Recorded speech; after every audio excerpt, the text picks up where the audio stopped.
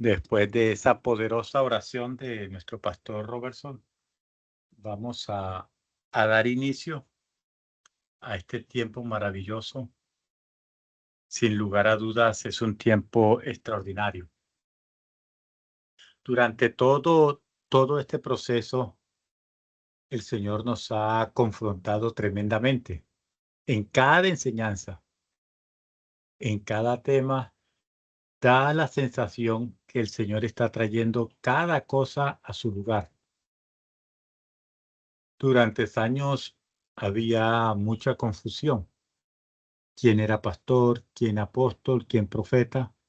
Pero ahora, en este tiempo, el Señor está ordenando todas las cosas.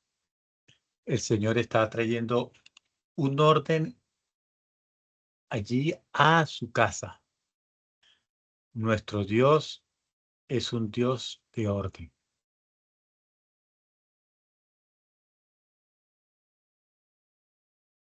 Entonces, en la medida que vamos avanzando en el día de hoy, el Señor va a ir trayendo revelación, trayendo luz, trayendo confrontación, porque vamos a ser confrontados en muchas áreas de nuestras vidas y es algo poderoso, es algo que el Señor está guiando.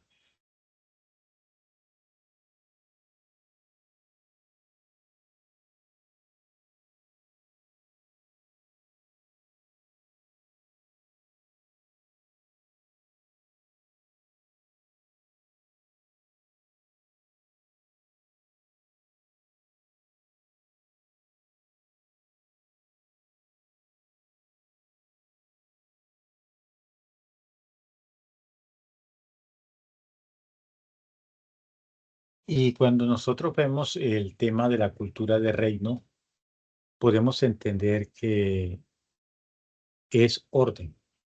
En Primera de Corintios 14:40, la Biblia nos dice: pero hágase todo decentemente y con orden. El establecimiento del reino comienza estableciendo cada cosa en su lugar. Y en la primera carta de Corintios, en el capítulo 2, en los versículos 6 y 7, ahí nos está diciendo el apóstol Pablo, o le está diciendo el apóstol Pablo a la iglesia de Corinto: sin embargo, hablamos sabiduría entre los que han alcanzado madurez, y sabiduría no de este siglo, ni de los príncipes de este siglo que perecen, mas hablamos sabiduría de Dios en misterio, la sabiduría oculta, la cual Dios predestinó antes de los siglos para nuestra gloria.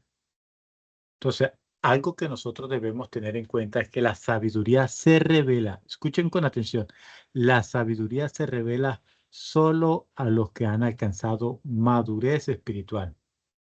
Entonces, la madurez espiritual no es solo conocimiento, porque muchas veces confunden esta parte. Entonces, la madurez no es acumulación de conocimiento, sino la capacidad de procesar y ejecutar la revelación recibida en el tiempo que se vive. Porque hay personas que reciben una revelación, pero no dan para ejecutarla, no dan para transmitir esa revelación. Entonces se necesita madurez.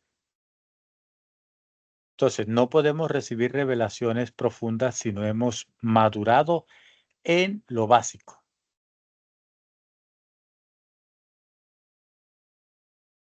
Y, y desde niño a mí me impactó la historia de Salomón. Ahí eso está en el primer libro de Reyes, en el capítulo 3, en el versículo 9, donde Salomón dice: da pues a tu siervo corazón entendido para juzgar a tu pueblo y para discernir entre lo bueno y lo malo. Durante años, siendo niño, una de las cosas que yo le pedí al Señor fue sabiduría. Yo le decía, Señor, dame sabiduría para poder administrar las riquezas, para poder administrar todo. Yo le pedí desde niño, incluso yo le pedí también la esposa desde niño. Nadie me había enseñado eso, pero desde niño yo empecé a pedir por mi esposa. Y, y eso es algo que me ayudó a establecer en madurez, algo que me ayudó a establecerme. Ahora, cuando se escucha el concepto de madurez, las personas muchas veces tergiversan este concepto. ¿Qué es madurez?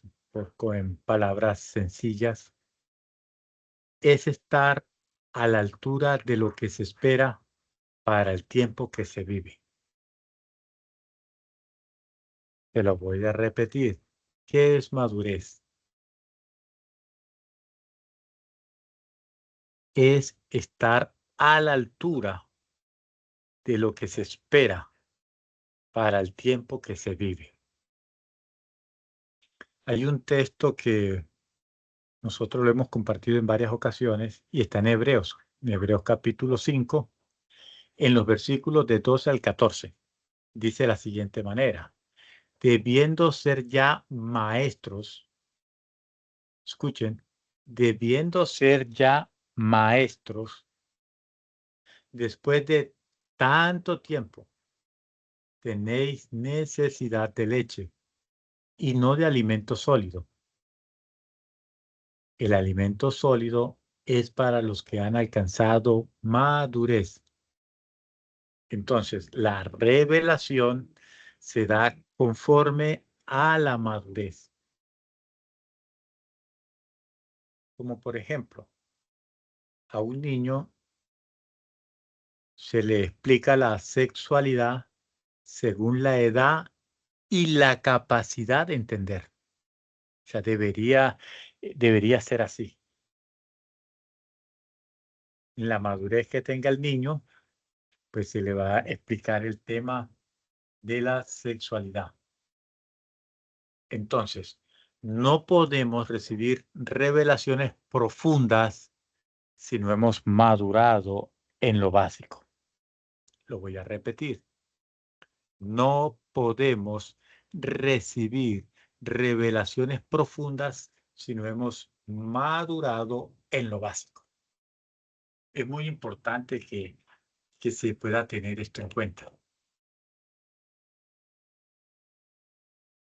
Entonces, vamos a ver algunos pilares, algunas columnas que son fundamentales, que son estructurales del carácter y la formación. Porque un líder que no ha formado carácter es un líder que va a tener muchos problemas y va a ser una presa fácil del enemigo. Y en el día de hoy vamos a estar tocando el tema los enemigos ministeriales. Pero, escúchense, uno de los principales enemigos es la debilidad de carácter. Una persona que no haya tenido un buen proceso de formación. Si bien es cierto, la persona puede tener un llamado, pero si no tiene carácter, ese llamado se va a diluir. Ese llamado va a tener problemas la persona para poder enfrentar y avanzar. Ahora, quiero formularles una pregunta. ¿Cómo sabemos cuando una persona tiene un carácter adecuado? ¿Cuáles son los indicadores?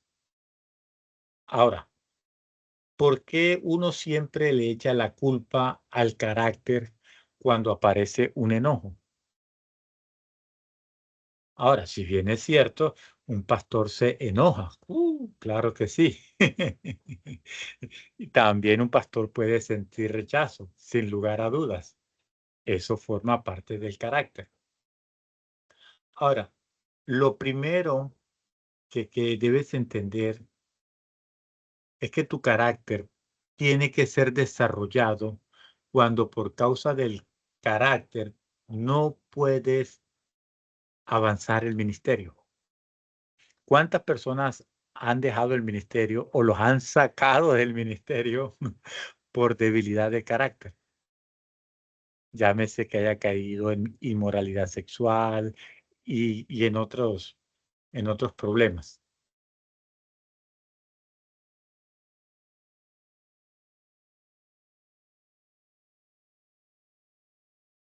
Cuando por causa del carácter no puedes establecer la imagen de Cristo, cuando por causa del carácter no puedes oír a otras personas, eso es muy importante. Piensa que se las sabe todas y no puede escuchar a otras personas, no tiene, digamos, esa capacidad de escucha activa. Cuando por causa del carácter la iglesia no ha avanzado, ya sea por temores, ya sea que las personas se van por el líder que tiene problemas de temperamento, que es muy reactivo. Ahora, ¿cuáles son los aspectos del carácter que se va a tener en cuenta? Primero, ser libre del rechazo. Esto es importantísimo. Y, y una de las maneras de poder enfrentar el rechazo es tener identidad en Cristo. En Efesios capítulo 1, en el versículo 5, nos dice, en amor nos predestinó para ser adoptados hijos suyos por medio de Jesucristo.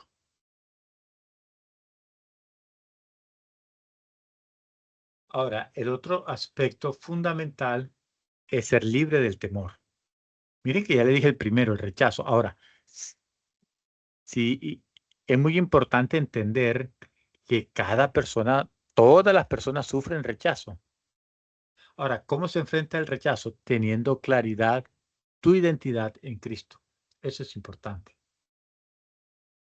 El otro aspecto importante es que la persona pueda ser libre de temor. Ahora, ¿cuándo una persona es libre de temor? Cuando esta persona confía en Dios. O sea, una persona que anda temerosa es porque no confía en Dios.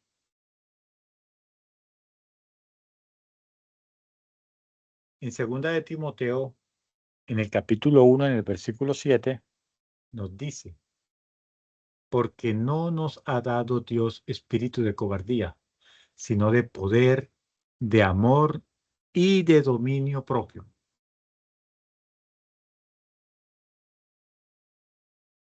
Otro aspecto importantísimo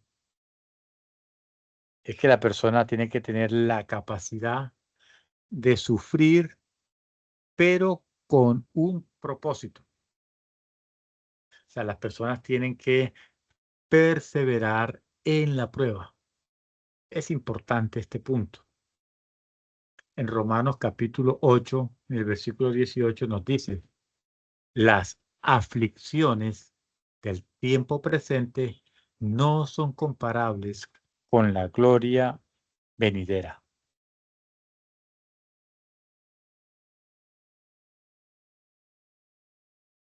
Y otro aspecto muy importante, tener el gobierno, tener la administración de los pensamientos. Debemos pensar en lo bueno.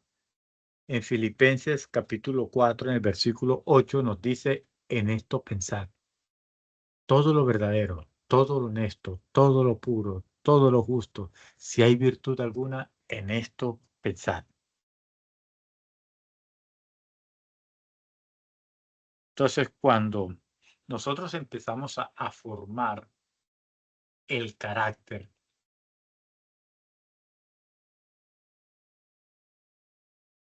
es cuando la persona va a empezar a tener una identidad en Cristo muy marcada. Ahora, escuchen con atención.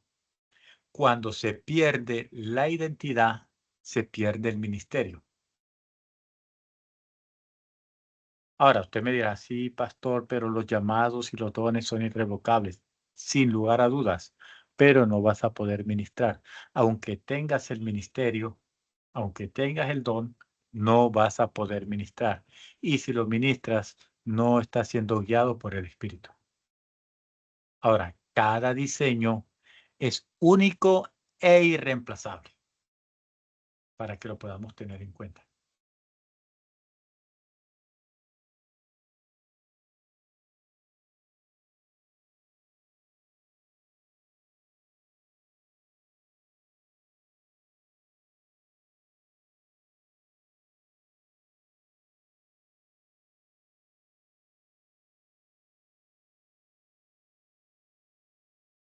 Ahora, algo que nos va a dar identidad y propósito es entender que, en primer lugar, la identidad no depende de lo que yo aparento, ni de lo que otros dicen de mí, sino de lo que el Padre creó en mí. ¿Se entiende, cierto? Vuelvo y repito, la identidad no depende de lo que yo aparento. Tener un celular de gama alta, tener ropa de marca, ni de lo que otros dicen de mí. Hay personas que se preocupan porque no les dicen pastor, no les dicen profeta, no les dicen apóstol. Para mí eso no es tan relevante. ¿Por qué? Porque yo tengo mi identidad segura, yo sé quién soy en el Señor.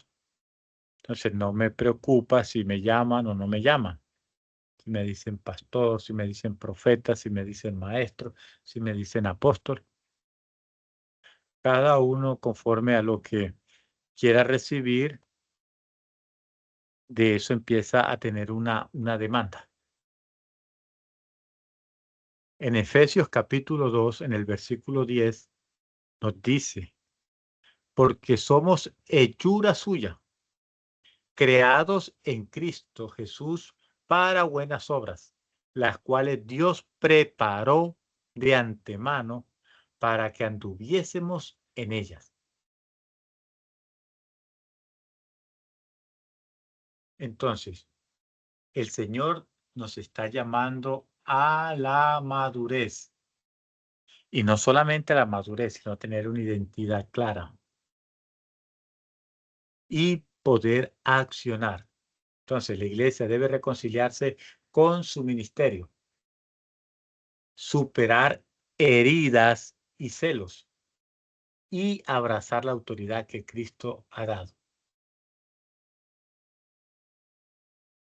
Después de años de que un cristiano está en una denominación, para este cristiano, para esta persona, no es fácil aceptar que hay que renovar el entendimiento, como lo dice Romanos capítulo 12 en el versículo 2. Transformados por medio de la renovación de vuestro entendimiento, para que comprobéis cuál sea la buena voluntad de Dios, agradable y perfecta. La revelación no se detiene en lo básico. Antes entendíamos que la sangre lo era todo y uno veía muchas enseñanzas, uno veía hablando de la sangre y la sangre para aquí, y la sangre para allá, y seminarios hablando acerca de la sangre y es impresionante. Y sobre ese tema, muchas congregaciones eh, edificaron liturgias, hicieron cultos, hicieron compromisos, qué sé yo, hicieron pactos, muchas cosas. Pero luego se comprendió la importancia del agua y cómo el agua manifiesta nuevos tiempos. El agua está manifestando nuevos tiempos. en Juan, el Evangelio de Juan, en el capítulo 19, en el versículo 34, uno de los soldados, dice la Escritura, uno de los soldados le abrió el costado con una lanza y al instante salió sangre y agua. Entonces, la sangre y el agua revelan dimensiones distintas de la obra de Cristo. El bautismo, la cena del Señor, el pan y el vino no son solo símbolos, sino realidades espirituales profundas. Y en 1 Corintios 11:26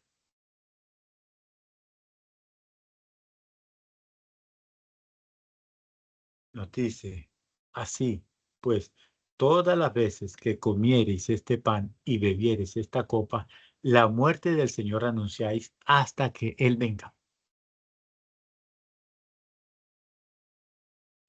Y es importante esta parte porque cuando nosotros podemos entender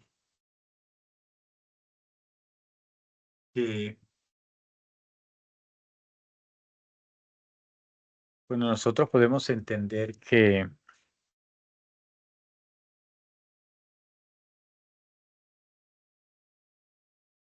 la iglesia está formada de lo vil y despreciado por la sociedad.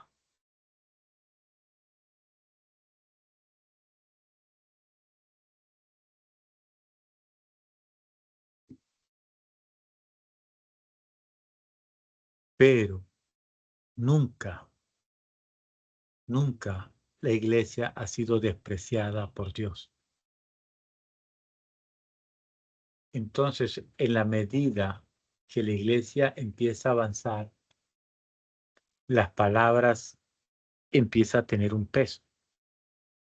El pastor Robertson muchas veces lo ha dicho, lo ha manifestado,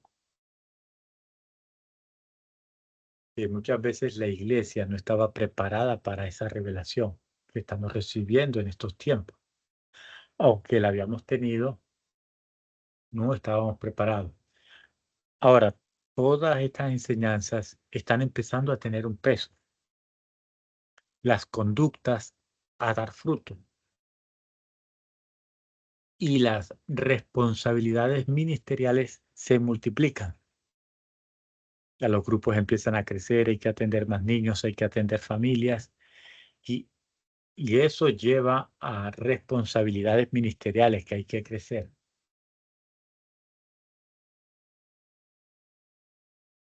Recordemos la historia del profeta Samuel, quien siendo un niño en la presencia de Dios, terminó recibiendo el sacerdocio que correspondía a los hijos de Elí.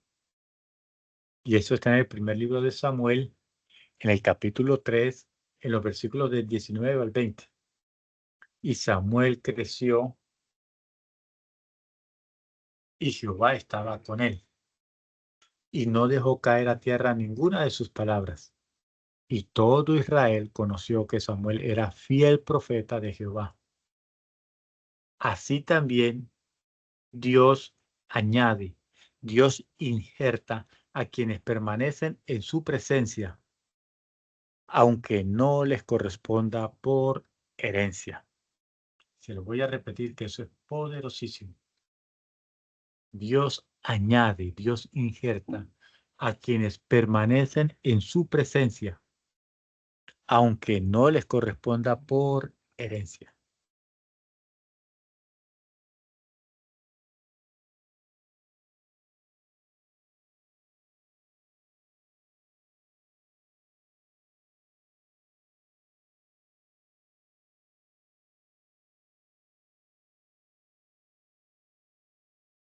Hay un principio muy importante y les estoy hablando, estoy estableciendo un fundamento antes de presentarles todos los enemigos ministeriales. Estoy estableciendo una base sobre la cual se va a edificar. Ahora, hay un principio espiritual muy importante, el ser y el hacer. Mire que en Santiago capítulo 1, en el versículo 22 dice, sed, está hablando del sed hacedores de la palabra. Ser hacedores, ser y hacer, ser hacedores. Para poder ser, debo tener una identidad. Para poder hacer, necesito tener claro el ser. Sed hacedores de la palabra y no tan solamente oidores, engañando a vosotros mismos. Voy a poner un ejemplo. Un televisor en la selva no sirve si no cumple su función. Así también, de nada sirve tener título de hijo si no se gobierna como hijo. De nada sirve tener un título de pastor, de apóstol, de profeta, de maestro, de evangelista, si no se gobierna como tal. O de nada sirve tener revelaciones si no se ejercita.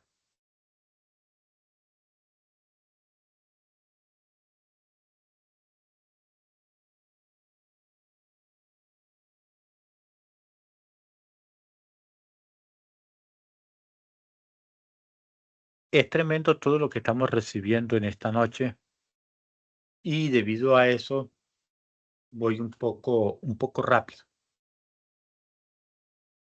Espero que estén allí bien conectados y que no se pierdan ningún detalle porque se están soltando unas perlas poderosísimas. En Efesios capítulo 4, que es ya uno de los versículos base de lo que vamos a estar hablando el día de hoy, para ir entrando ya en tema, nos dice Efesios capítulo 4, en el versículo 11 al 13. Y él mismo constituyó a unos apóstoles, a otros profetas, a otros evangelistas, a otros pastores y maestros, a fin de perfeccionar a los santos para la obra del ministerio, para la edificación del cuerpo de Cristo. Entonces, mire que Cristo estableció un gobierno específico y la función de cada ministerio es edificar, nunca dividir. Repito, la función de cada ministerio es edificar, nunca dividir.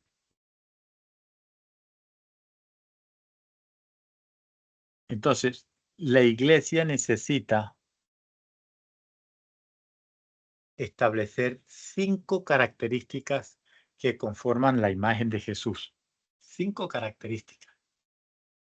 Nótese bien, 5 características que nos vaya a conformar la imagen completa de Cristo en la tierra.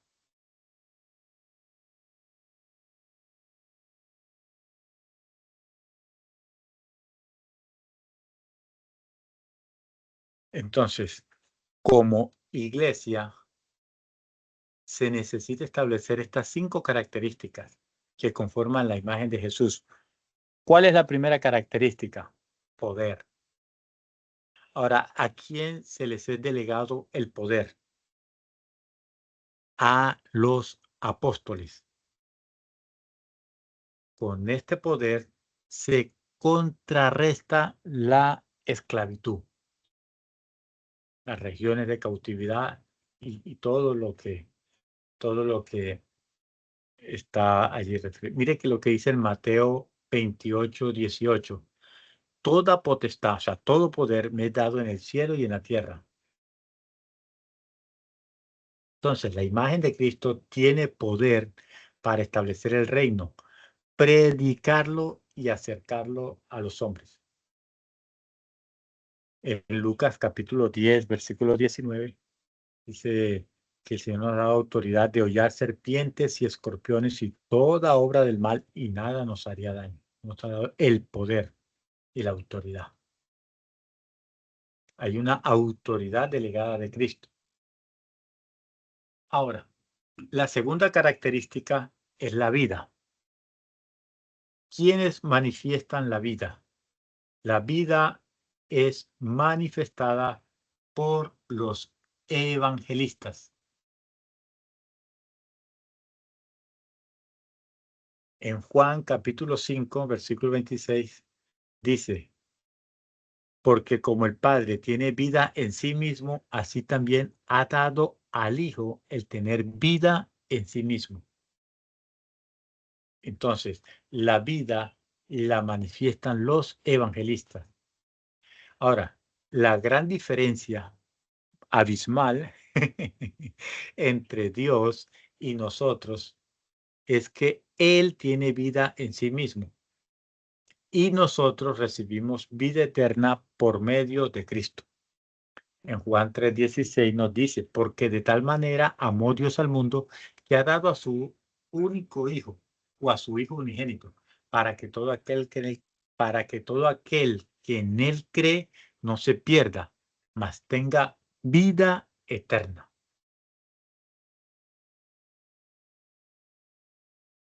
Y en Juan 10:10 dice que Jesucristo vino a darnos vida y vida en abundancia.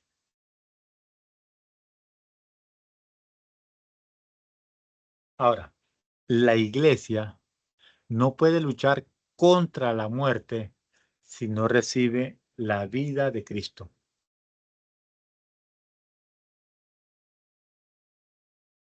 Ahora vamos a ver la tercera característica. Es la verdad. Esta característica es enseñada por los maestros.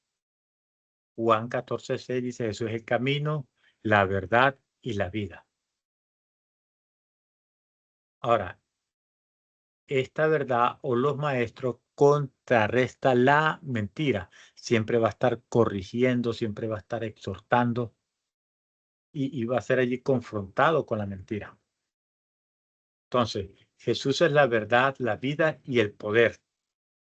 Sin verdad se distorsionan y llevan a muerte. Entonces, el ministerio magisterial del maestro tiene la autoridad para enseñar la verdad y traer doctrina sólida. La cuarta característica es el amor. Es el amor.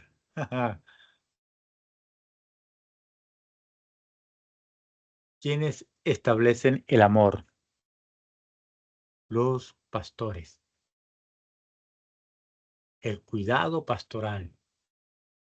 En Mateo capítulo 22, en los versículos del 37 al 40 dice, amarás al Señor tu Dios con todo tu corazón, con toda tu alma y con toda tu mente.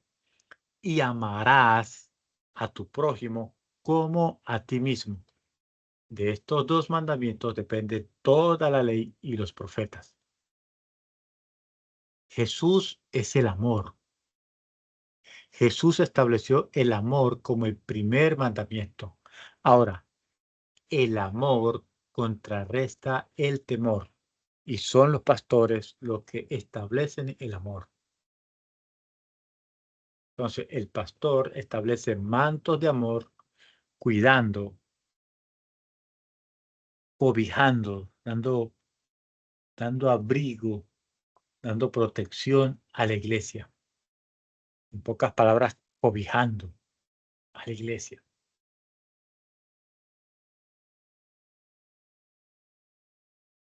La quinta característica es la justicia y es proclamada por los profetas. ¿Quién es la justicia? Mire lo que dice 2 de Corintios capítulo 5 en el versículo 21. Al que no conoció pecado, por nosotros lo hizo pecado, para que nosotros fuésemos hecho justicia de Dios en él. El profeta es celoso por la justicia de Dios, levantando iniquidades y corrigiendo desviaciones. Entonces, el profeta contrarresta la iniquidad.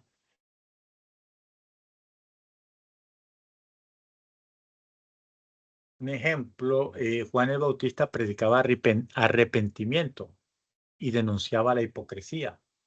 Ahí lo vemos en Mateo capítulo 3, en los primeros versículos, en los versículos 2 y 3, él empieza a predicar: arrepentíos, porque el reino de los cielos se ha acercado. Pues este es aquel de quien habló el profeta Isaías.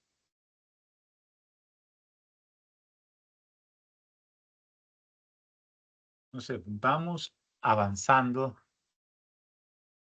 allí avanzando paso a paso. Ahora, el propósito eterno de la iglesia es formar la imagen de Cristo. Sin imagen completa, no hay Cristo visible. Sin Cristo, no hay reino manifestado. Es muy importante que se pueda tener eso en cuenta.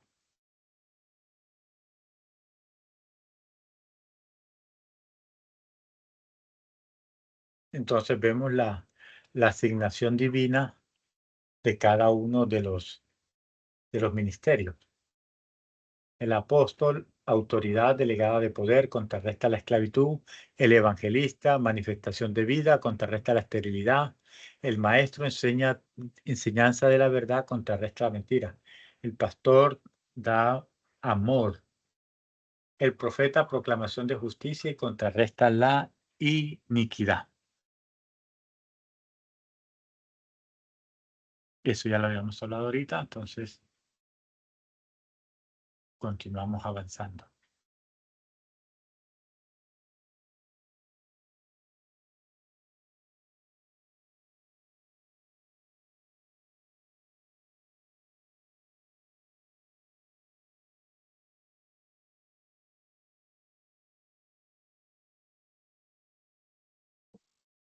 Entonces, recordemos algo antes de entrar ya en el tema como tal de los enemigos ministeriales. He hecho esta breve introducción y por eso he ido rápido, porque quiero enfocarme en los enemigos ministeriales.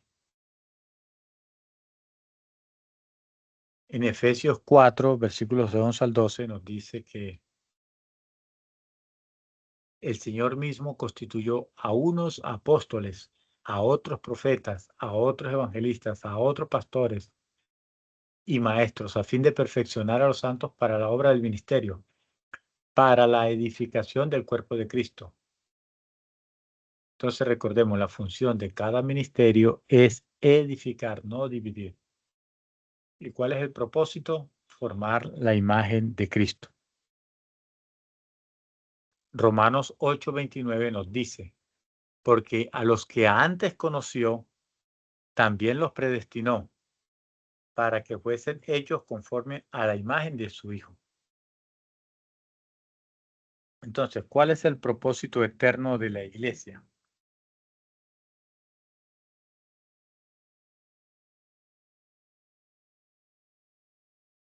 Es que la iglesia forme la imagen de Cristo en la tierra.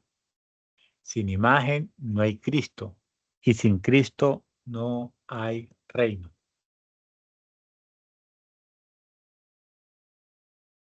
Entonces, repito,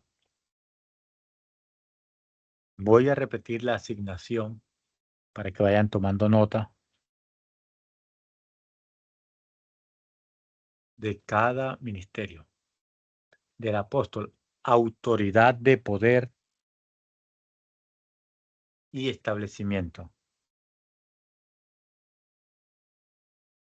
Contrarresta la esclavitud. El profeta: justicia. La asignación es justicia. Corrección de iniquidades, denuncia el pecado. El evangelista es el que trae vida, es el que rescata los muertos espirituales. Contrarresta la esterilidad, la muerte, trayendo vida. El pastor: amor, cuidado, cobijo del rebaño. O sea, ¿quién es la persona correcta para ministrar el rechazo? el pastor. No vayan a poner a un profeta a ministrar rechazo. El maestro, verdad. La asignación es la verdad. Enseña la doctrina sólida.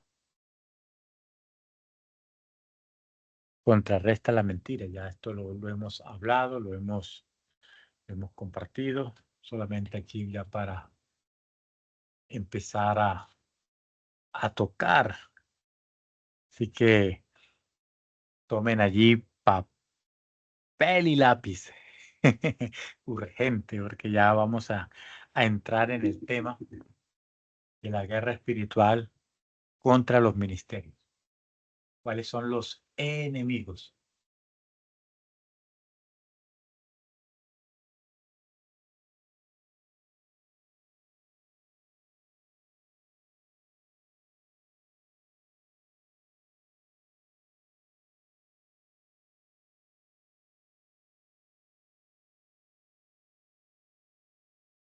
Escuchen con atención.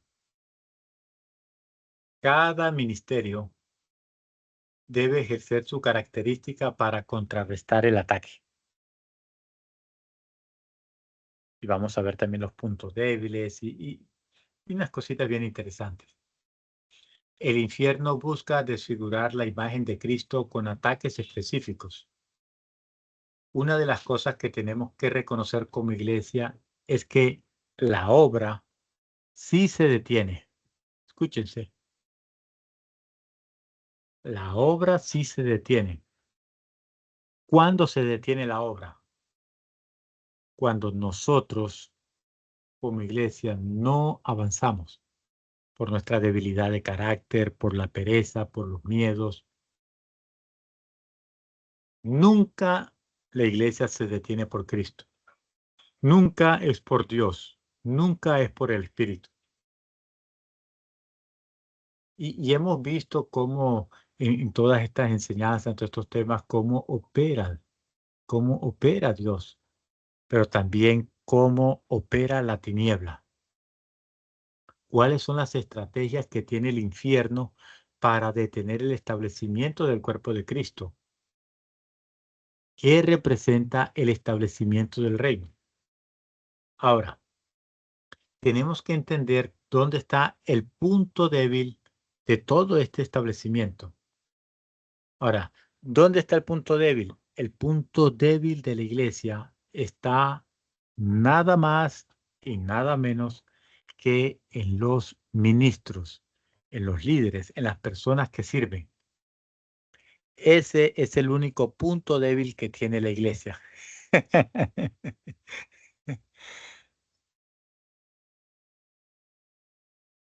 ¿Por qué la iglesia no avanza? Ya sabemos. Ahí tenemos la respuesta.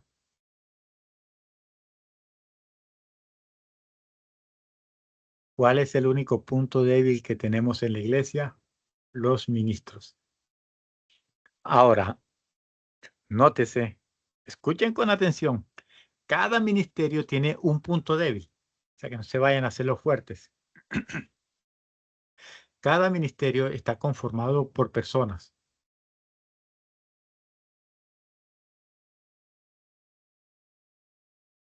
con cuerpo, alma y espíritu, pero también con familias, con hijos, con padres, con hermanos. Y ahí por ahí está muchas puntos débiles. Las emociones, sin lugar a dudas, los pensamientos, las intuiciones, las dolencias, el hambre, el frío, las tentaciones. Personas como tú y como yo son las que llevamos a cabo los ministerios y somos fuente de autoridad para establecer sobre la tierra. Y esas personas estamos hoy acá en el discipulado.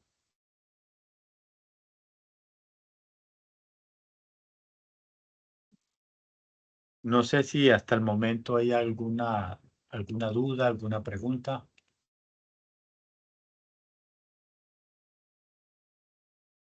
algo que quieran sumar.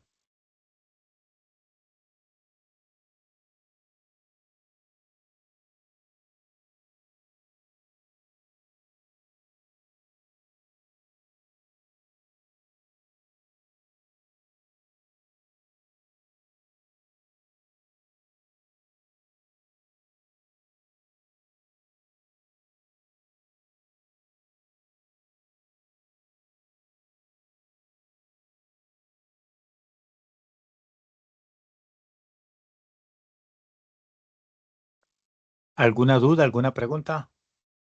Voy muy rápido. ¿Está todo claro? Está muy claro, pastor. Muchas gracias. Ok, entonces seguimos avanzando. El tema está buenísimo. Entonces, repito, cada ministerio tiene un punto débil. Entonces, vamos a comenzar con el pastor. Vamos a darle palo al pastor. A darme palo yo mismo. ¿Cuál es el punto débil del pastor? Los celos ministeriales. ¿Cuál es la manifestación de esos celos? Rechazos a otros ministerios. Miedo a ser desplazado. Miedo que lo tengan allí aislado. En Santiago capítulo 3, en el versículo 16 dice, porque donde hay celos y contención, allí hay perturbación y toda obra perversa. Un ejemplo, pastores que no invitan a otros pastores por temor a perder el protagonismo, porque se van a quedar con las ofrendas. Eh,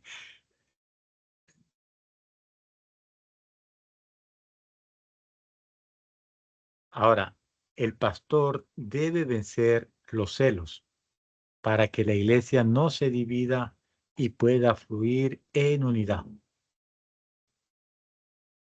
Entonces, una iglesia que se divide es porque hay un liderazgo celoso. No hay un liderazgo sano. Algo en lo cual yo me enfoco mucho es que el liderazgo pueda crecer. Yo le doy todo lo que el Señor me da, yo lo comparto con mi equipo de trabajo, con las personas, yo le dedico tiempo para enseñarles, para ministrarles, para que crezcan. Por parte mía, yo quisiera que todos fueran pastores, que todos fueran profetas, que todos tuvieran liderazgo y estuvieran sirviendo al Señor.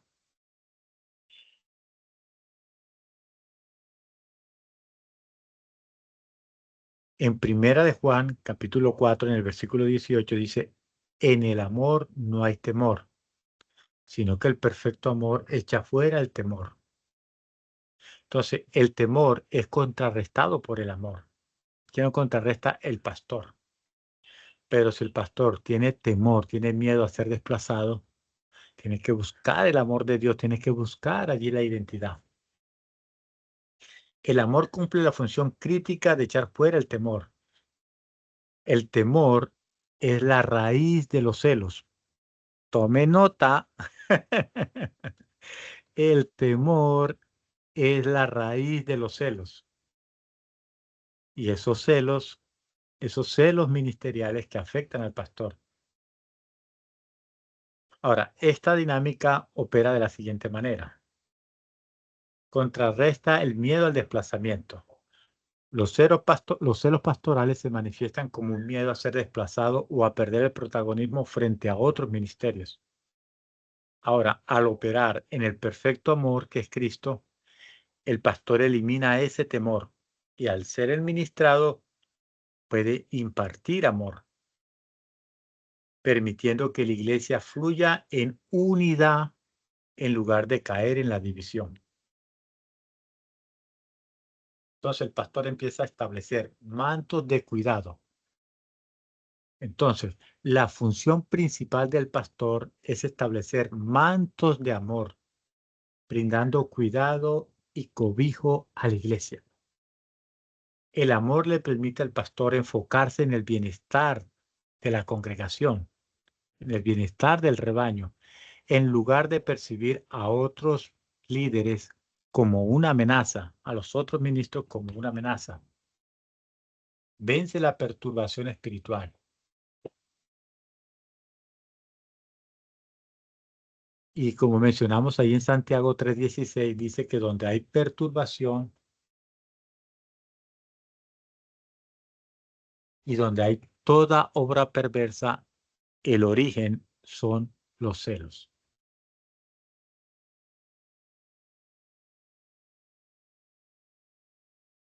Entonces, el amor actúa como el antídoto que permite al pastor rechazar el aislamiento y la contención, promoviendo un ambiente de madurez donde se estima a los demás como superiores a uno mismo. Sustenta la identidad. El amor está ligado a la identidad de hijo. Cuando un pastor conoce su identidad en el amor del Padre, no necesita competir por aprobación, que lo estén llamando pastor, o por una posición, que quiera sentarse siempre adelante. Esto anula la base de los celos. En pocas palabras, el amor permite que el pastor pase de una actitud de rechazo y defensa territorial a una edificación y unidad, cumpliendo así su propósito de perfeccionar a los santos para la obra del ministerio.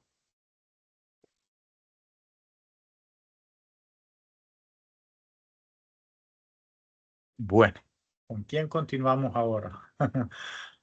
Vamos a ver con quién continuamos ahora.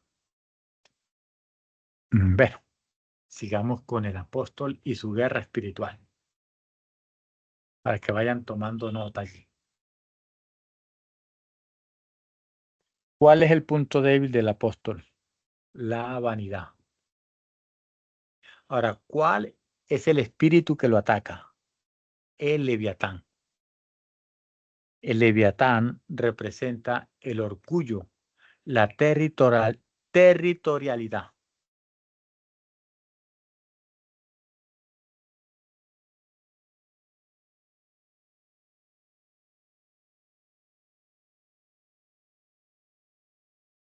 En 2 Corintios capítulo 12, en el versículo 9, dice la poderosa palabra de Dios: bástate mi gracia, porque mi poder se perfecciona en la debilidad.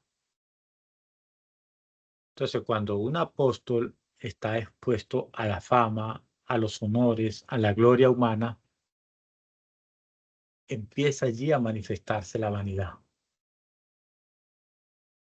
Entonces, el apóstol debe mantenerse en humildad, reconociendo que la autoridad proviene de Cristo. Ahora, el espíritu de Leviatán afecta la territorialidad del apóstol al atacar directamente su punto débil. ¿Cuál es su punto débil? La vanidad. Este espíritu se manifiesta a través del orgullo y la territorialidad, operando de las siguientes maneras. Primero, búsqueda de gloria personal. El ataque se produce cuando el apóstol se expone excesivamente a la fama, los honores, la gloria humana. Esto distorsiona su función original. ¿Cuál es la función original? Ejercer la autoridad delegada de Cristo para establecer el reino, no para beneficio propio. Entonces, la autoridad empieza a distorsionarse al ser influenciado por el orgullo.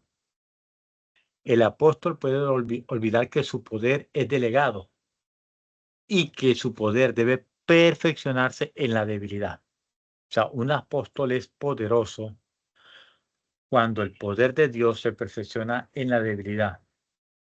Si es débil en el área de la salud, en el área de la economía, en cualquier área, entonces allí el poder de Dios empieza a perfeccionarse en la debilidad. Entonces, cuando se empieza allí a enfocar la territorialidad ligada a Leviatán, impulsa al ministro a centrarse, a enfocarse en su propia esfera de influencia y reconocimiento personal en lugar de cumplir su propósito de perfeccionar a los santos y edificar el cuerpo de Cristo. Para contrarrestar estos efectos, el apóstol debe mantenerse humilde y reconocer constantemente que toda autoridad proviene de Cristo. Su función principal debe ser usar ese poder para contrarrestar la esclavitud y traer libertad, manteniéndose enfocado en la imagen de servicio de Jesús.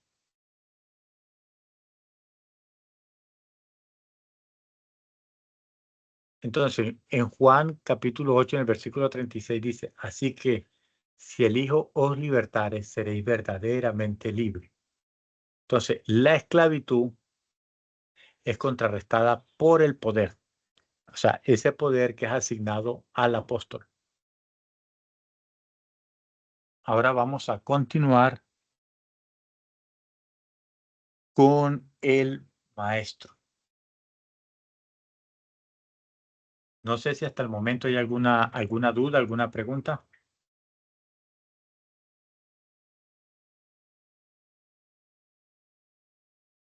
¿Alguna inquietud?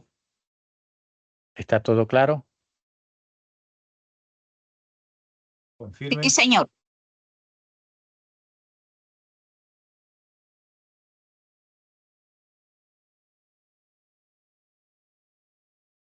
Entonces seguimos avanzando.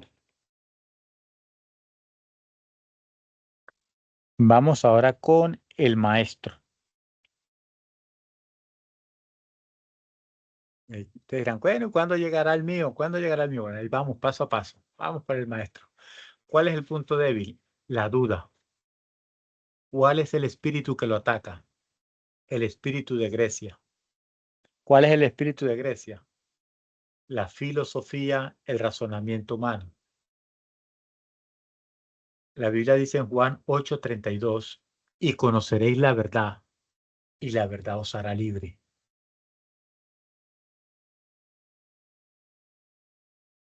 Entonces, muchos maestros cuestionan la revelación profética porque no encuentran respaldo inmediato en la escritura.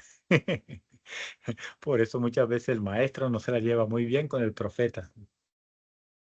Ahora, el maestro debe confiar en que el Espíritu Santo es la fuente de toda verdad y no caer en la incredulidad.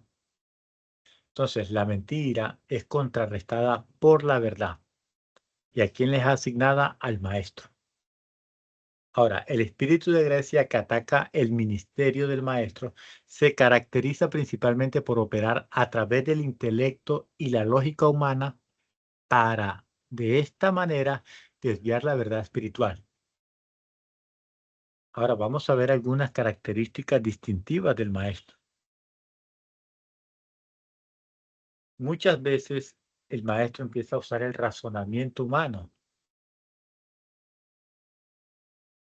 Entonces, el espíritu de Grecia empieza, o sea, es algo que lo distingue a él, al espíritu de Grecia, el razonamiento. Entonces, un maestro no puede confrontar al espíritu de Grecia desde donde él es fuerte. O sea, no se puede confrontar la tiniebla con su misma arma.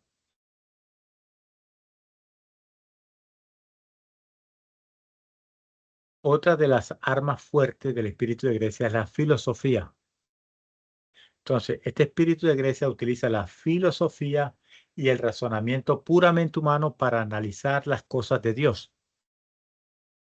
Pero ¿cómo así que Cristo resucitó? ¿Dónde están las evidencias? ¿Dónde están las pruebas científicas? Y muchas veces dice, ¿dónde están las pruebas científicas de que eso? Y empiezan el razonamiento o sea, voy a abrir un paréntesis. Para que haya una prueba científica, tiene que haber una réplica varias veces del acontecimiento. Como por ejemplo, para que haya una prueba científica, el evento tiene que repetirse varias veces. Como por ejemplo, la gravedad. Entonces, ese evento tienen que repetirlo varias veces para que así científicamente se pueda comprobar. Ahora, la muerte de Cristo no se puede repetir, la resurrección tampoco. Entonces, científicamente no se puede comprobar, pero sí hay testimonios, sí hay testimonios. Entonces, se entiende esa parte, ¿cierto? Para que cuando le digan, no, ¿cómo? O sea, una prueba científica tiene que repetirse ese evento varias veces, porque si no, esa prueba científica no tiene validez. Entonces hay cosas que están en las escrituras que no se pueden repetir científicamente. Ese evento no se puede repetir.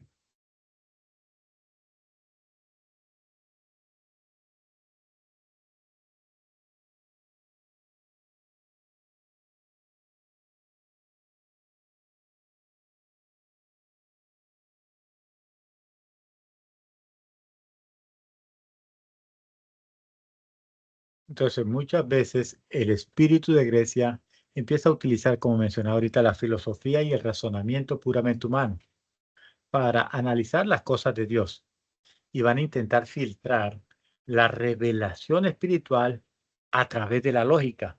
O sea, ¿cuándo van a poder la revelación que viene del espíritu ponerle lógica? Entonces, el espíritu de Grecia va a empezar a fomentar la duda. El objetivo principal es atacar el punto débil del maestro. ¿Cuál es el punto débil del maestro? La duda. Te habla con un maestro y el maestro dice, no, no, pero ¿dónde dice? ¿Dónde dice eso allí en la Biblia? Muéstremelo. Muéstremelo ahí en la Biblia, muéstremelo. La duda. Ese es el punto débil del maestro, la duda. Y este espíritu de Grecia busca que el ministro pierda la confianza en lo que Dios está comunicando de forma sobrenatural, cuestionando la revelación profética. Una manifestación clara del espíritu de Grecia ocurre cuando el maestro comienza a cuestionar o a rechazar la revelación profética por el simple hecho de no encontrar un respaldo literal inmediato en las escrituras.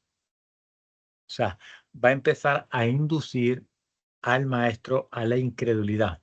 Ahora, el peligro final de este ataque es que el maestro caiga en la incredulidad, dejando de lado la guía del Espíritu Santo para apoyarse solo en su conocimiento académico o intelectual. Entonces, el propósito, la asignación del maestro es establecer doctrina sólida y enseñar la verdad para contrarrestar la mentira. Por ello, para vencer el espíritu de Grecia, el maestro debe confiar en el Espíritu Santo como la fuente básica, la fuente primaria de toda verdad, el Espíritu de verdad, reconociendo que la revelación no siempre se ajusta a los límites del razonamiento humano.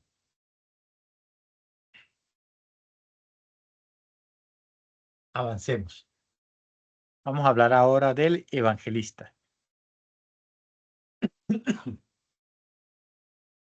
¿Cuál es el punto débil del evangelista? La distracción y la fama. ¿Cuál es el espíritu que ataca al evangelista? El espíritu de muerte, la separación. Segunda de Timoteo, capítulo 4, versículo 5, dice, pero tú, sed sobrio en todo. Escuchen, evangelistas. Bueno, a todos, pues. Pero tú, sé sobrio en todo. Soporta las aflicciones. Haz obra de evangelista. Cumple tu ministerio. Entonces, hay muchos evangelistas seducidos por la fama, porque oran y las personas se sanan por las campañas multitudinarias y muchas veces son atraídos por la música. El evangelista debe recordar que su función es ser pregonero del reino, no protagonista.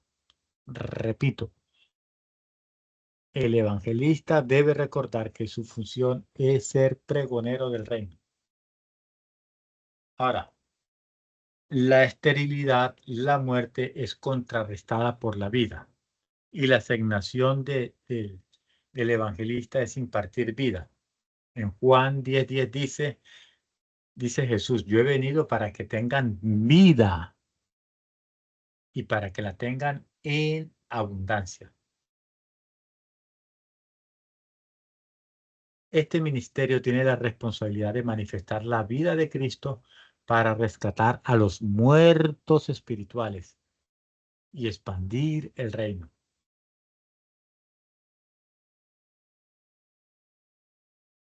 Entonces, el ataque de la distracción y la fama. Ahora, ¿dónde radica el peligro en que el evangelista pierda de vista su propósito original al ser seducido por las campañas? Porque, ay, venga para que ore a mi hijo, venga para que usted ore por los enfermos. O sea, cuando esto sucede, el ministro deja de ser un pregonero. ¿Quién es un pregonero? Un pregonero es aquel que está anunciando a otro, que pregona. Tiene un querigma, un kerus, un mensaje, para convertirse en el protagonista, lo cual desvirtúa la imagen de Cristo que debe proyectar. En pocas palabras, eso se llama idolatría, quitarle el protagonismo, el primer lugar a nuestro Señor.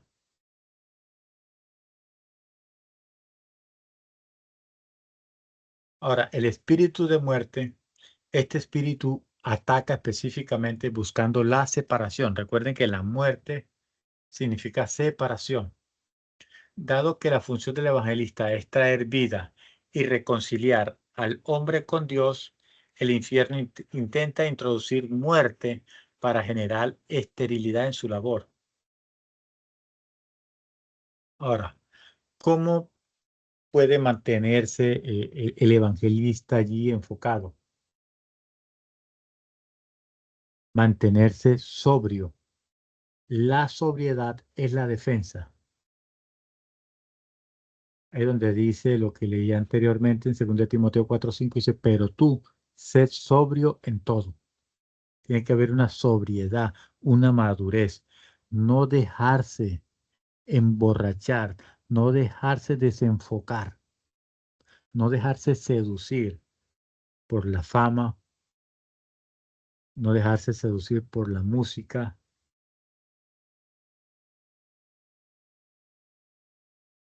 No abandonar por las aflicciones, porque dice, soporta las aflicciones.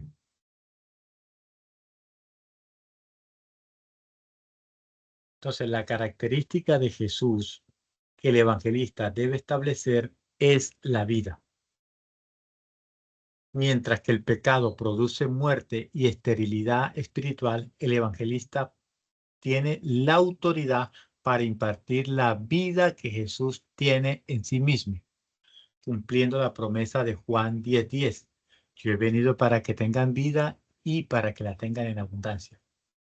Para que el evangelista cumpla su función de perfeccionar a los santos, debe resistir la tentación del egocentrismo y mantenerse enfocado en impartir la vida sobrenatural de Cristo, rompiendo así los ciclos de esterilidad en la iglesia.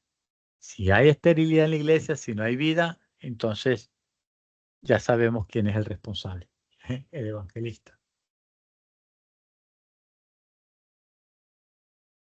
Ya hemos hablado del apóstol, hemos hablado del pastor, del maestro.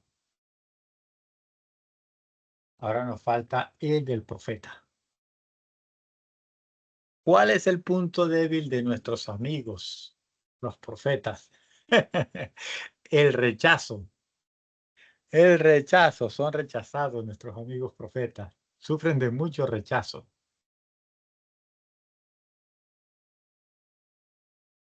¿Y cuál es el otro punto débil del profeta? La iniquidad familiar. ¿Cuál es el espíritu que lo ataca? El espíritu de Jezabel. Ahora, pero les tengo una buena noticia. Mire lo que dice Jeremías, el profeta Jeremías, capítulo 1, versículo 19.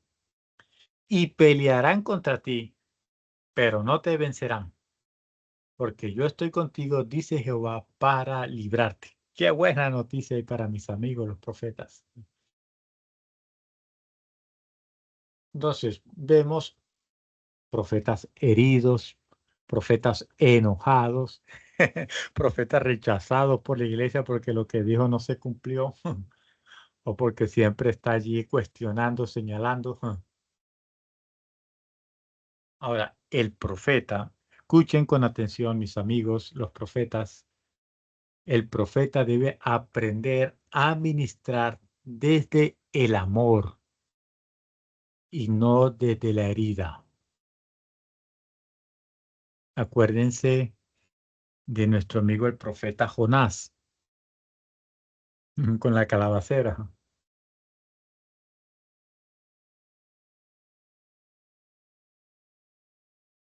Entonces, la iniquidad se puede contrarrestar por la justicia.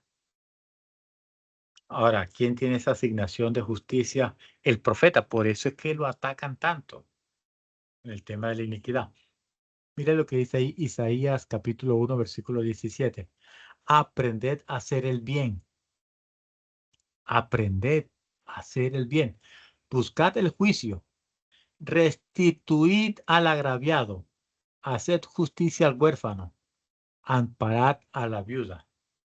Para que un profeta pueda sanar sus heridas y evitar desde el sentimiento de rechazo,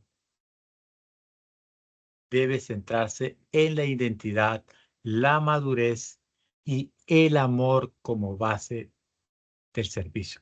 Repito, para que el profeta pueda sanar sus heridas, pueda ser sano y evitar que ministre desde el sentimiento de rechazo, debe tener un camino enfocado en la identidad. ¿Quién es en Cristo? El profeta. Tiene que crecer en madurez. Por eso yo hice una breve introducción de la madurez y el amor como la base del servicio. Identidad, madurez y amor es la base del servicio del profeta. Repito, tomen nota, identidad, madurez y amor es la base del servicio del profeta. Entonces, el profeta debe afianzar la identidad en Cristo. La sanidad comienza al comprender que la identidad no depende de la aprobación de los demás, ni de lo que otros digan, sino de lo que el Padre creó en el ministro. El profeta debe reconocer que ha sido predestinado para ser adoptado como hijo por medio de Jesucristo, lo cual establece una base de aceptación que es independientemente de la respuesta de la iglesia. Muchas veces la iglesia no quiere a los profetas. Y más cuando la iglesia está en pecado. Entonces el profeta debe ministrar desde el amor, no desde la herida. Es fundamental que el profeta aprenda conscientemente a ministrar desde el amor. Cuando un profeta está herido, o está enojado, o está irado, corre el riesgo que su mensaje se vea empañado por su dolor personal. Por esta razón debe buscar que su motivación sea el bienestar del cuerpo de Cristo y no una respuesta a su propio sentimiento de exclusión. Voy a esperar que Nínive sea destruida y se sentó ahí debajo de la calabacera desde su resentimiento que tenía contra esa comunidad. El profeta debe alcanzar madurez espiritual. La madurez se define como la capacidad de procesar y ejecutar la revelación recibida de manera correcta. Un profeta maduro es aquel que puede estar a la altura de lo que se espera en su tiempo, permitiendo que la revelación sea guiada por un carácter formado y no por emociones volátiles, derivadas de iniquidades familiares o rechazos pasados. Entonces, ¿qué necesita hacer el profeta? Renovar el entendimiento. El proceso de sanidad requiere una transformación mediante la renovación de la mente, como lo leíamos allá en Romanos 12:2. Esto implica dejar atrás las dinámicas de búsqueda de aprobación, estar buscando aprobación, y los ciclos de dolor para abrazar la autoridad que Cristo le ha dado, y empezar a enfocarse en la función de perfeccionar a los santos, enfocarse en la justicia divina.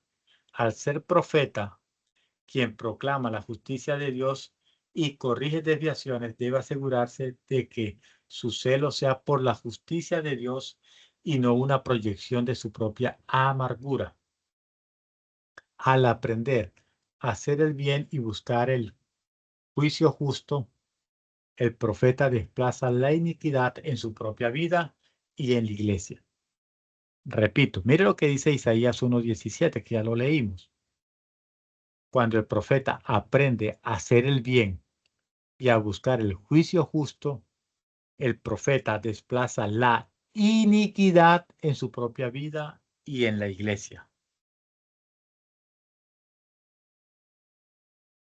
La sanidad del profeta ocurre cuando su función de traer justicia se equilibra con una identidad de hijo profundamente arraigado en el amor de Dios, lo que le permite resistir los ataques de rechazo e iniquidad sin desvirtuar su mensaje. Hasta el momento, ¿hay alguna duda, hay alguna pregunta?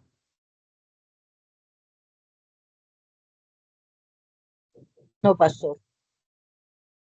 No, señor.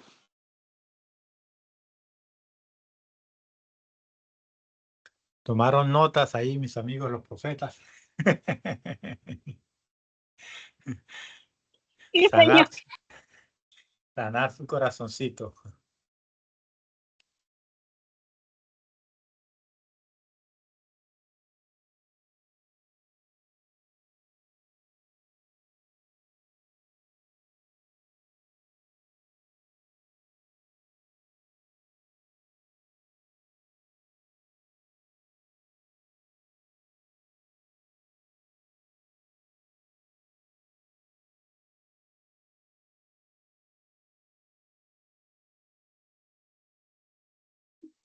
Entonces, recordemos algo.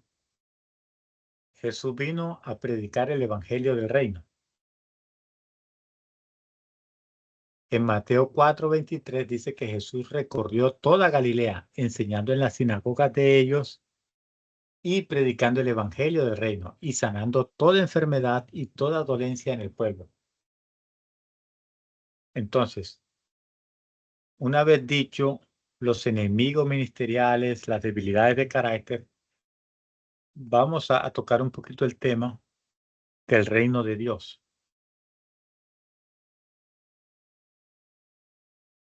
El reino no se manifiesta por sistemas políticos. El reino se manifiesta por la integridad y santidad de la iglesia. Repito, el reino se manifiesta por la integridad y santidad de la iglesia. La iglesia gobierna por influencia, estableciendo altares de adoración genuinos. Entonces aprovecho, este 26 de abril tenemos el tiempo de adoración que va a estar dirigido por los niños.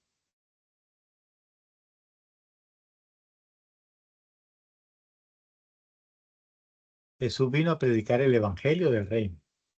Ahora, la iglesia debe manifestar la imagen de Cristo para instituir el reino en la tierra.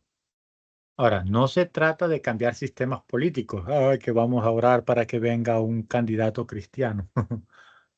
Sino de establecer altares de adoración genuinos y vivir en santidad.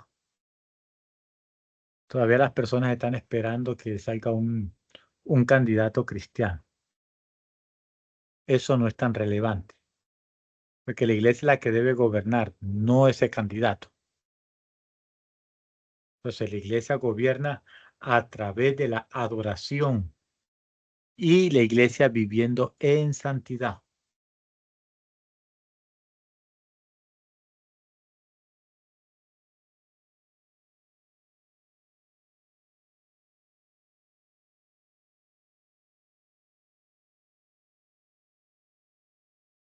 Ahora, el problema no es conquistar, sino gobernar lo conquistado.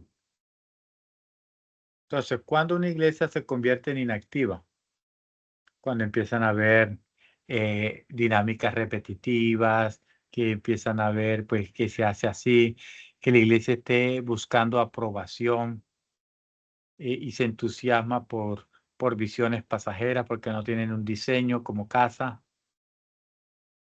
pero hay una ausencia total de gobierno. O sea, cuando una iglesia no tiene gobierno y no tiene cuidado de las personas, es una iglesia que va a estar inactiva, una iglesia que va a estar enferma. Y estas son enfermedades espirituales que dejan a la iglesia inactiva. Entonces, una iglesia que toma la enseñanza como responsabilidad, volviendo a los hogares con acciones concretas para edificar sobre la roca. Es importante que podamos tener en cuenta esto.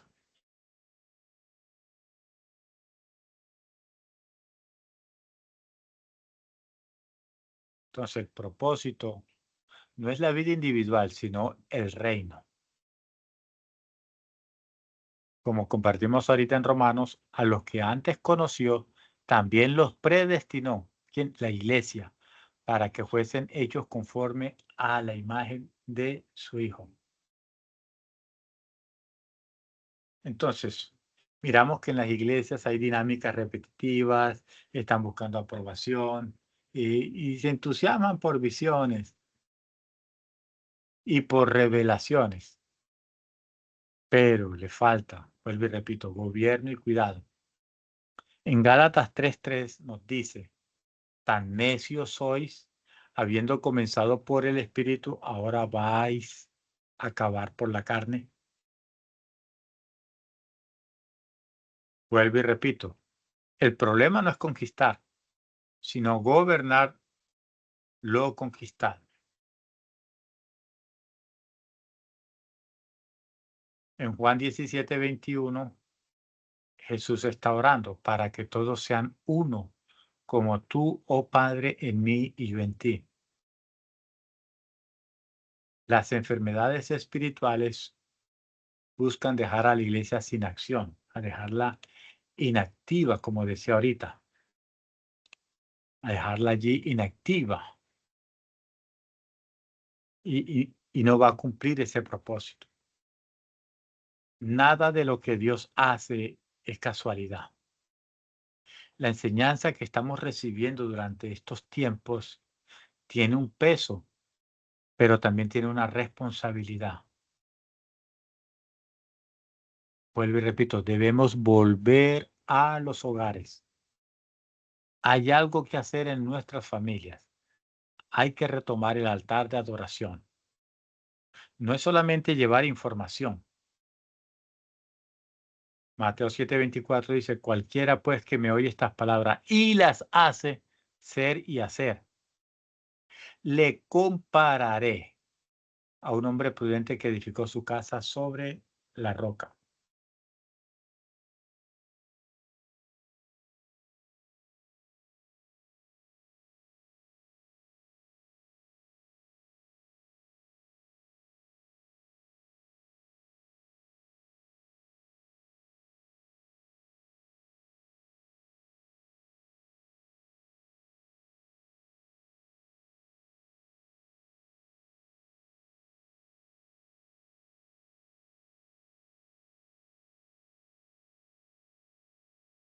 Quiero formularles una pregunta ya para ir cerrando.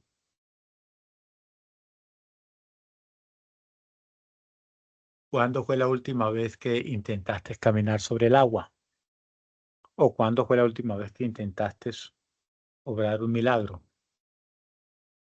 En Juan 14:12 dice: de cierto os digo, el que en mí cree, las obras que yo hago, él las hará también, y aún mayores hará, porque yo voy al Padre. El problema no es que la vida sobrenatural no exista, sino que la iglesia dejó de buscarla. La iglesia se conforma con alternativas naturales, con medicamentos, con soluciones humanas, sin consultar primero a Dios. Proverbios 3:6 dice: reconócelo en todos tus caminos y Él enderezará tu vereda.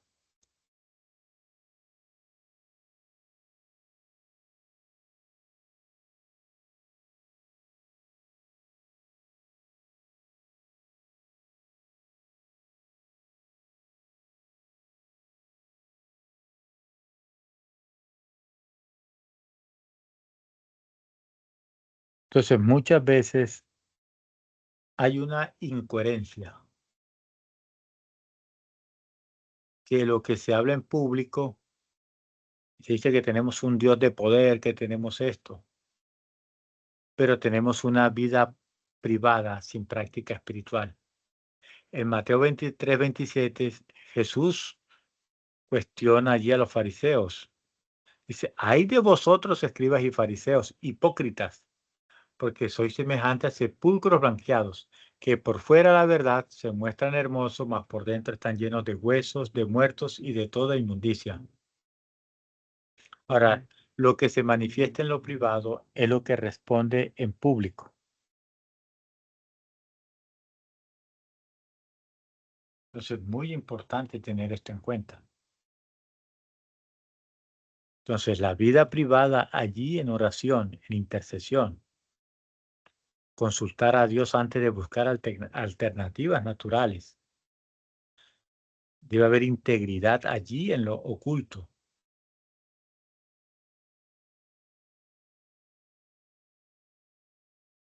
Porque la manifestación pública es un 10%.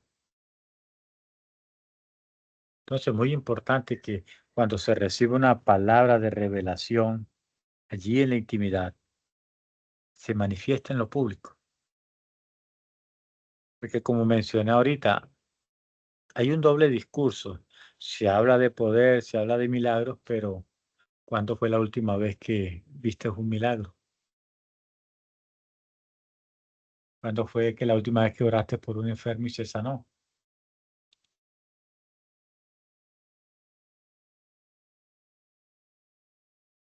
Y yo los invito allí que con calma puedan leer Efesios 4 del 1 al 16, pero no hoy, porque el tiempo ya nos va premiando.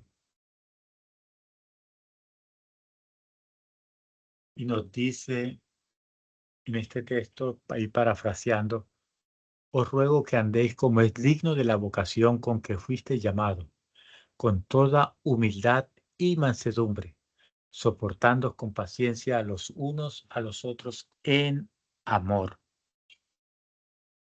Entonces, la humildad no es pobreza, la humildad no es debilidad, sino reconocimiento de la posición, saber cuándo hablar y cuándo callar, cuándo enseñar y cuándo aprender.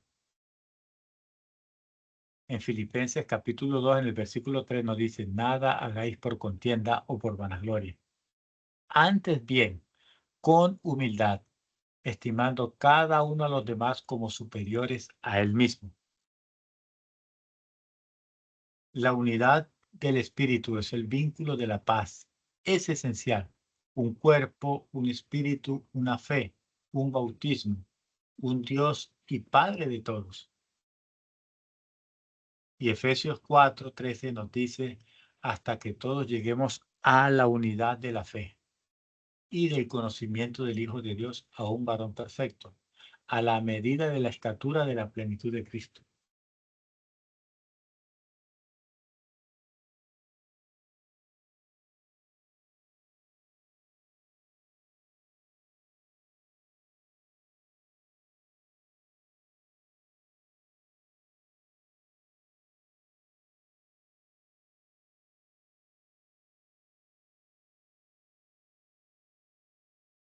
Entonces, la iglesia opera bajo dos identidades inseparables. Primero, ser parte del cuerpo de Cristo, unidad. Segundo, cumplir una función específica. Se lo voy a repetir. La iglesia opera bajo dos identidades inseparables. Primero, ser parte del cuerpo de Cristo, unidad. Segundo, entender el diseño y cumplir una función específica. La iglesia está en este territorio, en este lugar, para hacer esto, esto y esto, cumplir un diseño específico. El propósito final nunca es el individuo, es el reino. Es el reino.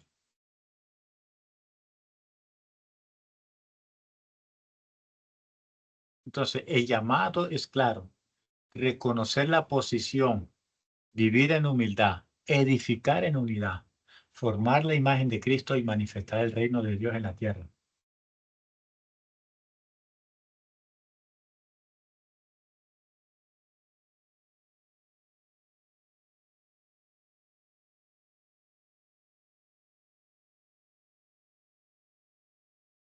Entonces, la autoridad de Cristo la delegó a la iglesia.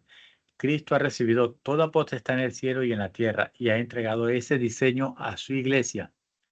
Es tiempo de reconocer tu posición, edificar en unidad y manifestar la imagen del reino.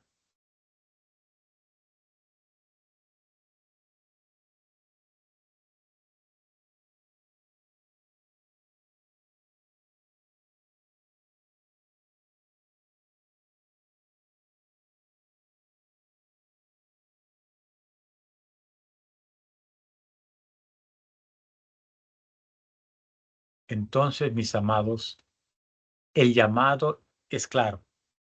Primero,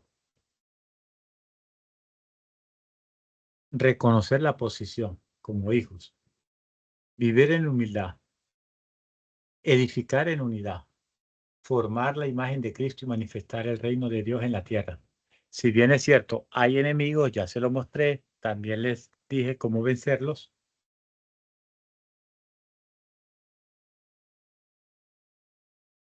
Y hoy tenemos que salir de este discipulado convencidos que necesitamos realizar un chequeo personal.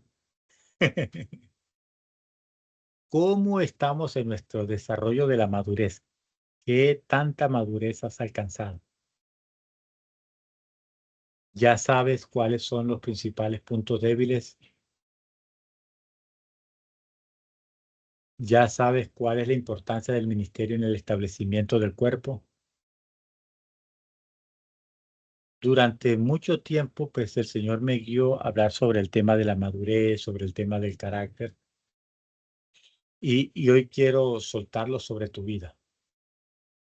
No se trata de cuántos libros hayas leído, ni de cuántos materiales, cuántas escuelas hayas visto. Se trata de cuánto dependes del Espíritu Santo. No se trata de si alguien te va a rechazar. El problema no es perdonar. La mayoría de nosotros perdonamos. El problema es reconstruir la confianza. A veces vivimos así en el ministerio. Las guerras nos hirieron, los huecos ministeriales nos marcaron. Lo difícil es volver a confiar. Pero nuestro Señor, nuestro amado Señor, es fiel y usará nuestras vidas.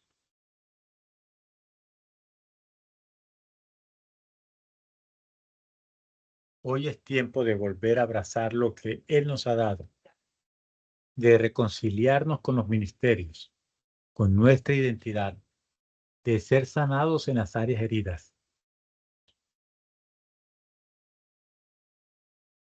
Hoy soltamos un espíritu de reconciliación entre el ministro y el ministerio.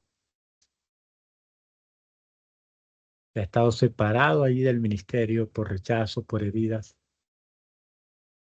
Hoy suelto un espíritu de reconciliación entre el ministro y el ministerio, aboliendo toda división, toda herida. Y en el nombre de Jesús se derriban todas las artimañas del infierno. Todo plan del maligno es derribado. Y en el nombre de Jesús volvemos a abrazar con pasión, con amor, lo que Cristo nos dio.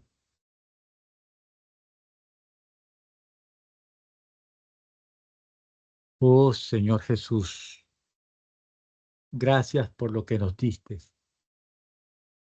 Aunque no éramos dignos de tremenda función, de tremenda asignación, despierta a los valientes. Hoy hablamos al espíritu de los valientes. Despierta a los pastores. Despierta a los profetas. Despierta a los apóstoles. Despierta a los evangelistas. Despierta a los maestros. Reconcílianos con el espíritu de autoridad. Reconcílianos, vuélvenos a unir con el espíritu de autoridad que tú has dado, que tú has soltado sobre la iglesia. Unifícanos en el conocimiento de la verdad de Cristo, a una misma fe, a un mismo conocimiento. Sopla sobre nuestras vidas identidad, la misma identidad que me fue entregada. Abro en el nombre de Jesús esos conductos espirituales que vienen directamente de la fuente de autoridad ministerial, que se han soltado sobre nuestras vidas, que nos traigan identidad. Recibimos esa identidad de ti, en el nombre que es sobre todo nombre. Recibimos esa identidad de Cristo, en el poderoso nombre de Jesús. Te damos las gracias. Amén. Y amén. Amén.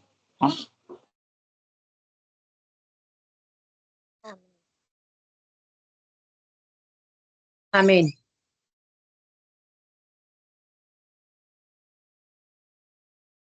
No sé si hay alguna duda, alguna Amén. pregunta.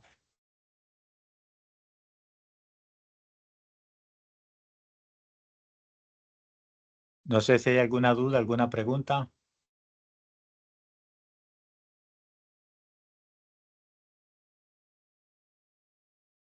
No, señor. Algo que quieran sumar.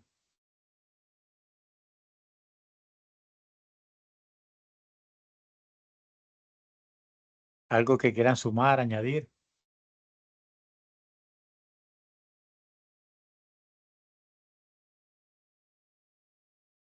Pastor Robertson, algo que quieras añadir, algo que quieras sumar.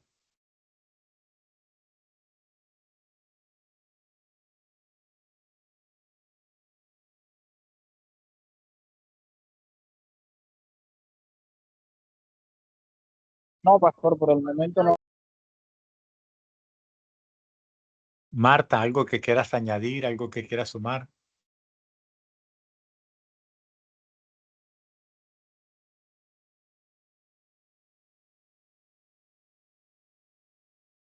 Bueno, pastor, no, añadiré que pues somos la iglesia y pues y somos la base de todos. El propósito y el plan de Dios, ¿verdad? Es que todos estemos bajo la cobertura de Él, porque somos, cada uno de nosotros somos el diseño por el cual hemos sido llamados. Porque nosotros no podemos ser el llanero solitario. Sin Él, pues no.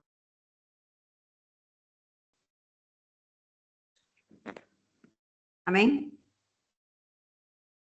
Amén. Amén. Hermana Carmen, algo que quieras añadir, algo que quieras sumar.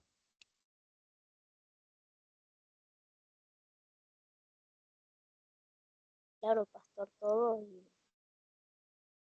y importante, como usted decía recién, vernos como hijos. Creo que eso es fundamental, como hijos de Dios, redimidos por Él. Y bueno, mucho para meditar, pastor. Me voy a meditar toda la noche hoy. Muy lindo todo, pastor. Gracias, gracias. Entonces, mis amados, ahí pues queda el video para que lo vuelvan a escuchar.